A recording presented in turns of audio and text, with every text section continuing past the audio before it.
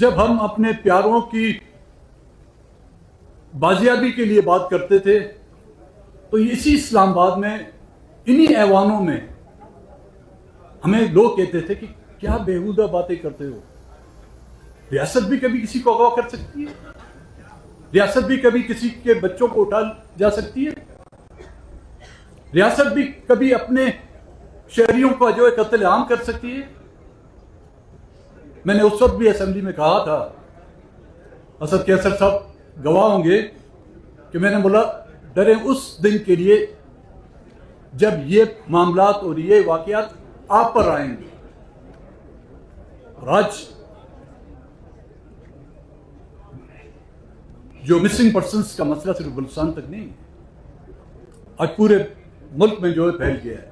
لیکن اس وقت بلوچستان کے جو لوگ ہیں جن کے پیارے اٹھا لیے گئے ہیں, وہ ان کی بازیابی کے لیے احتجاج نہیں کر رہے, وہ ان سے ملاقات کے لیے جو احتجاج نہیں کر رہے. وہ مائیں, وہ بہنیں, وہ بھائی, وہ بزرگ, اب جو ان کی ڈیمانڈ یہ ہے کہ ہمیں ان کی لاش ہمارے سپرد کی جائے. ان کی ڈیمانڈ اب یہ ہے کہ ان کی لاش کا آخری دیدار ہمیں کرایا جائے. وہ ماں آج جو آنسو ٹپکا رہی ہے, وہ 25 سال کے اس نوجوان کی بازیابی کے لیے نہیں,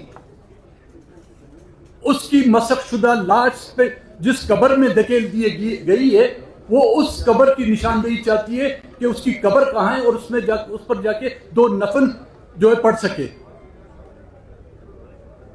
کل یہاں پہ ایک بزرگ ریٹائرڈ بریگیڈیئر صاحب تھے, انہوں نے جس انداز میں بات کی,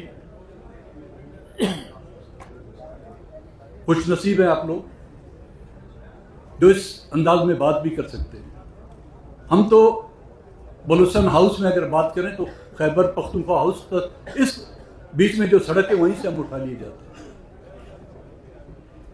بلوچستان میں روزانہ 8 سے 10 لوگ جو ہے آج دن تک اٹھائے جا رہے ہیں. کل کی میں بات کرتا ہوں آپ کو, حد سے 2 دن پہلے 2 خواتین کو اٹھا لیا گیا,